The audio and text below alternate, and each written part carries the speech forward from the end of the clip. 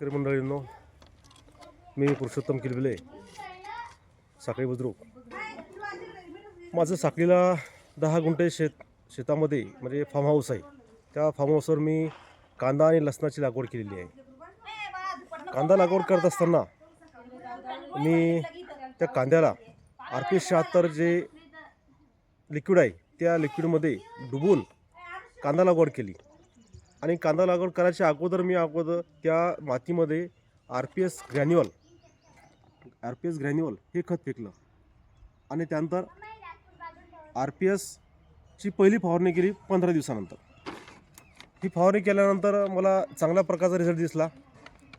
आणि रिझल्ट दिसल्यानंतर त्या कांद्याला मी आणखी काळजी घ्यायला सुरुवात केली. त्यानंतर मी 1 महिन्यानंतर त्या कांद्याला परत RPS-76 स्प्राउट आणि मायकोरिज आणि स्टिकोरिज याची फवारणी केली. मी फवारणी करत असताना जवळपास बरेचसे काळजी घेत असताना बरेचसे पाणी दिले. बऱ्याच वेळेस पाणी देऊन कांदा आता चांगल्या परिस्थितीमध्ये दिसत आहे. आणि सध्या कांद्याची कंडिशन ही अशा पद्धतीने आहे. महिन्याभरामध्ये कांदा काढायला येईल त्यावेळेस मला अपेक्षित उत्पन्न माझ्या आरोग्याकरता आणि माझ्या फार्म हाऊसकरता खायला कांदा योग्य आणि चांगला कांदा मिळेल अशी अपेक्षा आहे. धन्यवाद.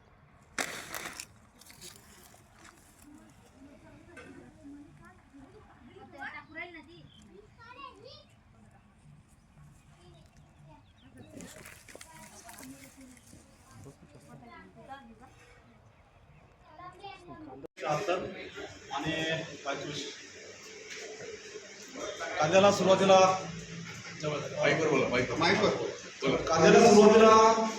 RPS-76 ग्रॅन्युअल वापरलं लागवडीच्या वेळेस. आणि त्यानंतर कांदा थोडासा 15 दिवस झाल्यानंतर कांद्यामध्ये ट्रॅपोरिज लावले. ट्रॅपोरिज लावल्यानंतर त्या ठिकाणी RPS-76 आणि मायक्रोचा स्प्रे घेतला. आणि जवळपास 3 स्प्रे या ठिकाणी घेतले. आणि परत 1 महिन्यानंतर RPS ग्रॅन्युअल खत या ठिकाणी वापर केला. आणि त्यानंतर कांदा काढण्याच्या प्रक्रियेमध्ये अशा पद्धतीने कांदा तयार झाला. जोरदार.